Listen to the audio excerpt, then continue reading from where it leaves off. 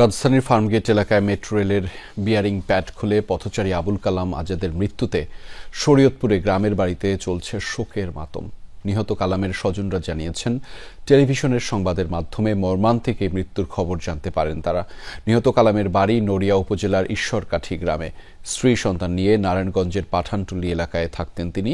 দুপুরে ফার্মগেটে কৃষিবিদ ইনস্টিটিউটের সামনে মেট্রো রেলের পিলার থেকে বিয়ারিং প্যাড খুলে নিহত হন আবুল কালাম আজাদ। এই ঘটনায় মেট্রো রেল কর্তৃপক্ষের উদাসীনতাকেই দুষছেন নিহতের স্বজনরা।